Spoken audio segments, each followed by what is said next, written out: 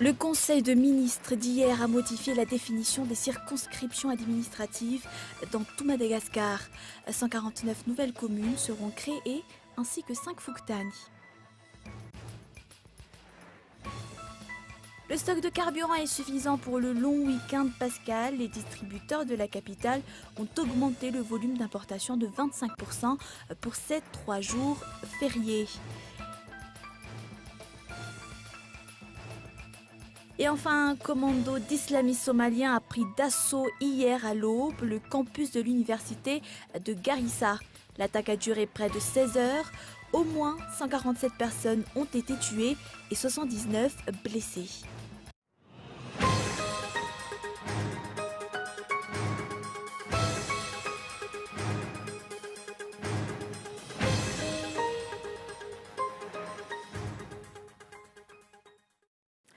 Bonsoir à tous et bienvenue dans votre journal.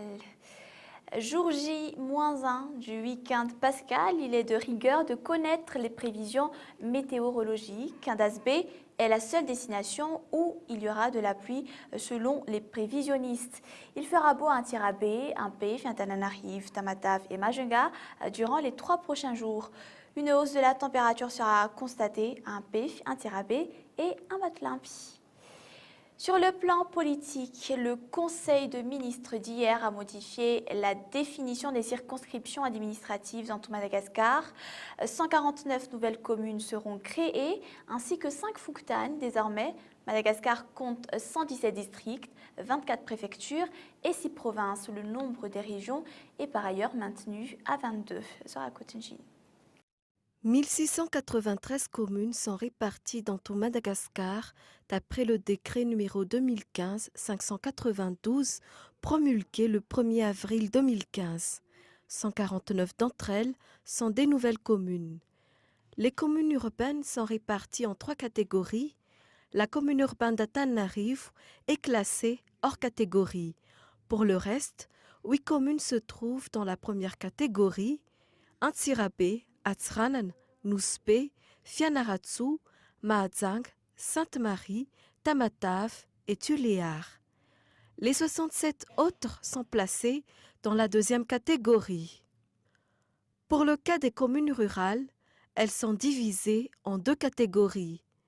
99 communes sont classées dans la première catégorie et les 1518 restants dans la deuxième catégorie. 149 nouvelles communes seront créées d'après la loi 2015-002. 2 nouvelles communes par district devront être mises en place en principe. Pour la région d'Analamang, ci-après les 8 nouvelles communes. Dans le district d'Avaradjan, Amboïchabibi, Anusiavarach, Anzuma, Faleriv, Muraran Soufraï, Sanapuranjamasan, Mangaswaven, Anzumakel, Purakazbe, et un Janoumis pour un Zourbe. La commune Ivat rassemble les communes Ivat au aéroport et Ivat Freisan. La région d'Itas bénéficie de 2 nouvelles communes. 7 autres émergent dans les régions Sava, Andouy, Atsnanan. 5 dans les régions Tiana, Anous, Menape et Yurumbe. 9 dans la région Matsiachambouni. 11 pour Vatva Fitfnani. 8 respectivement pour Atsimoatsinanan, Analanzuruf et Alochamangour, 6 à Mourenmani, 8 à Boueni, 12 à Sofia, 4 respectivement à Vaknakarach, Ponglav, Melak et Betsbouk. Avec 17 nouvelles communes, la région Atsimandefan détient le record de nouvelles communes. 18 251 Fouktani sont répartis dans tout Madagascar. 5 d'entre eux sont de nouveaux Fouktani. Ils sont tous localisés dans la région Atsimoatsinanan. La société d'État Jirama sera sous location-gérance pour une durée de 10 ans, explique Mme Nirina Az, membre du conseil d'administration. La Jirama a besoin de 11 millions d'ariars afin d'entretenir les machines. Et voilà, jusqu'ici, l'État n'a pas cette somme. Des opérateurs privés prendront alors en charge de l'administration de la société. Après 10 ans, elle sera de nouveau gérée par l'État. Olivier Chnial. L'État jette l'éponge, le régime met à court d'idées pour la résolution des problèmes de la Jirama. Après le gouvernement Koul-Roger, le gouvernement Ravel-Nariv ne s'en sort pas face aux problèmes de cette société d'État. 80% des matériels utilisés par la société sont quasiment obsolètes. Leur entretien exige un budget de 11 millions de dollars. La loi sur la production d'électricité devrait être remise en question, explique Mme Nirina Hadz, membre du conseil d'administration de la Jirama. D'après la loi 1998-029, la production d'électricité peut être prise en main par des opérateurs privés. Les problèmes de la Jirama ne sont-ils pas causés par le passage de l'ancien ministre de l'Énergie? L'État n'a-t-il pas trouvé de solution à part la location-gérance? L'État accepte actuellement que le problème repose sur les 15 ans de mauvaise administration, non sur une personne ou un ministre. Où en est l'audit? Jusqu'ici, les factures ne cessent de grimper. Le délestage également est de retour. Le stock de carburant est suffisant pour le long week-end pascal. Les distributeurs de la capitale ont augmenté le volume d'importation de 25% pour ces 3 jours fériés. Par ailleurs, aucune baisse de prix à la pompe n'est en vue pour les prochains mois malgré la baisse du prix à l'international. Reportage. 2 jours avant les fêtes de Pâques, les distributeurs de carburant dans la capitale se préparent à voir doubler le nombre de leurs clients, soit environ 300 voitures par jour. Pour les dernières fêtes de fin d'année, les besoins en carburant ont augmenté de 20%. Les responsables des stations-service rassurent les clients. Par ailleurs, le président du groupement professionnel des gérants libres des stations-service affirme qu'aucune baisse du prix du carburant n'est en vue pour les 3 prochains mois. Il rassure toutefois sur le maintien des prix actuels. La baisse des prix à l'international n'aura pas d'impact direct sur le prix à la pompe à Madagascar. Pour rappel, le litre du gasoil est actuellement à 2 950 ariages, l'essence à 3 580 ariages et le pétrole à 2 310 ariages. 1500 gendarmes seront répartis dans tout Madagascar pour gérer la circulation durant le week-end pascal. 75% des accidents de la circulation sont causés par l'état d'ébriété du conducteur. L'utilisation de l'alcotest sera renforcée dans la capitale. Et puis le ministère des Transports sensibilise sur la nécessité de la vigilance de tous. Michela Ranardzon. Durant le week-end pascal 2014, 60% des accidents de la circulation ont été enregistrés sur les routes nationales 4 et 7, d'après le ministère des Transports. Cette année, l'objectif serait de 0 accident. 1500 gendarmes géreront la circulation sur les routes nationales. L'état d'ébriété des conducteurs est à la source de 75% des accidents. L'utilisation de l'alcotest sera une des mesures de prévention des accidents, d'après Rangenar Fel Anissé, chef d'escadron de la région Analamanga.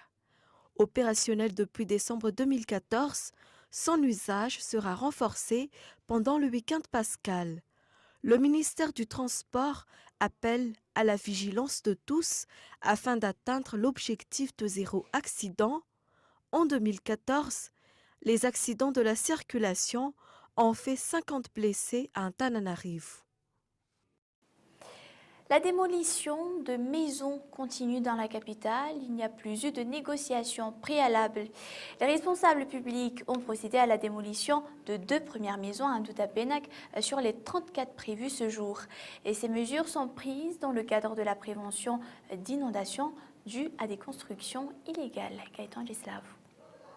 Toutes maisons construites illicitement seront démolies, bâties sur des canaux d'irrigation ou dans des marécages ou au bord des routes, dans les bas quartiers. Ces maisons constituent de véritables dangers publics. Les agents de la SAMVA, de la commune urbaine d'Antananarivo et le corps des sapeurs-pompiers sont passés à l'acte ce jour dans le Fuktan d'Ndutapenak. Les propriétaires ont résisté. D'après les explications du chef de service assainissement auprès du SAMVA, la démolition a suivi toute la procédure nécessaire. 34 maisons vont être démolies dans le Fuktan d'Andutapenaka 1, 2 et 3 et Ilan Vatu. Les opérations continueront dans le Fuktan Yakasen, Ampeflu, Ambudram, Antsalouv. Cette stratégie va se poursuivre tout au long de l'année avant la période des pluies. D'après les statistiques du corps des sapeurs-pompiers ce jour, 305 maisons ont été démolies durant la dernière saison des pluies. Et nous passons aux actualités internationales. L'attaque a été terrible. 150 personnes, principalement des étudiants, ont été tuées hier par les islamistes somaliens Shabab et des militants liés à Al-Qaïda. Les assaillants ont attaqué l'université de Garissa, une ville kenyane située à quelques 150 km de la frontière somalienne dans l'est du Kenya. Plus de 800 étudiants se trouvaient sur ce campus au moment de la tuerie. France 24. La crainte se lit sur le visage des habitants de Garissa. Au lendemain de l'une des attaques les plus meurtrières perpétrées par un commando d'islamistes Shabab, ils sont nombreux à s'inquiéter pour leur sécurité. La plupart d'entre nous ont peur. Nous ne savons pas ce que va faire le gouvernement. Nous attendrons jusqu'à ce que nous soyons convaincus que la sécurité est assurée et que les choses reviennent à la normale. Mais si la situation continue de se dégrader, nous quitterons la ville car on ne peut pas continuer à travailler dans des endroits dangereux. Garissa se trouve à environ 150 km de la frontière avec la Somalie, où sont établis les islamistes Shabab. Le groupe, affilié à Al-Qaïda, a multiplié les attentats en représailles aux opérations militaires menées contre lui par l'armée kenyane. Dans cette région frontalière constamment menacée, beaucoup estiment que le gouvernement ne fait pas assez pour les protéger. Nous pensons qu'ils doivent faire plus pour notre sécurité. Ils devraient renforcer les services secrets et examiner toutes les informations que leur adresse le public ou d'autres sources. Ils devraient agir de manière préventive avant que la situation ne s'aggrave, comme ce fut le cas hier. Comme pour rassurer la population, des soldats ont été déployés aux alentours de l'université. Ils contrôlent les entrées et les sorties. Un couvre-feu de 2 semaines a été décrété à Garissa et dans 3 localités limitrophes. Dans le reste de l'actualité internationale, les rebelles chiites Houthis se seraient emparés du palais présidentiel à Aden, où au moins 44 personnes, dont 18 civils, ont été tuées. Sous la pression des raids de la coalition arabe, les rebelles chiites se sont retirés du palais présidentiel. Et voilà, même furtive, cette prise du dernier symbole de l'État par les Houthis témoigne de la fragilité de la stratégie saoudienne. France 24. Leur prise n'aura finalement été que de courte durée. Visés par des frappes aériennes de la coalition, les rebelles chiites ont finalement quitté le palais présidentiel avant même les premières lueurs du jour. Mais le symbole reste fort. Alors que l'option pour envoyer des troupes au sol se précise, certains analystes pointent du doigt l'absence de leadership dans le pays. Je pense que c'est l'une des plus grandes faiblesses du camp Hadi. Le président est à l'extérieur du pays. Et si l'envoi de troupes est confirmé, ils auront besoin d'un leader. Un leader politique ou un leader militaire. Mais pour l'instant, il n'y a personne. Pour fuir la flambée de violence, les derniers ressortissants étrangers s'empressent de quitter la zone. Et les autorités chinoises ont décidé de leur prêter main forte. Au total, et en moins de 24 heures, 225 ressortissants ont pu être évacués. Parmi eux, de nombreux Pakistanais. Ces 2 dernières nuits, il y a eu des bombardements dans la zone où nous étions. Nous avons eu peur et nous sommes arrivés à Aden. La prochaine étape pour nous maintenant, c'est le Pakistan. Les combats ont fait beaucoup de victimes ces 2 dernières semaines, dont bon nombre de civils. Bilan, plus de 500 tués et au moins 1700 blessés, selon l'ONU. C'est le moment du rappel des grands points de ce journal. Le Conseil de ministres d'hier a modifié la définition des circonscriptions administratives dont au Madagascar. 149 nouvelles communes seront créées, ainsi que 5 Fouktani. 1500 gendarmes seront répartis dans tout Madagascar pour gérer la circulation durant le week-end pascal. L'utilisation de l'alcotest sera renforcée dans la capitale. Et enfin, Indasbé est la seule destination où il y aura de la pluie selon les prévisionnistes.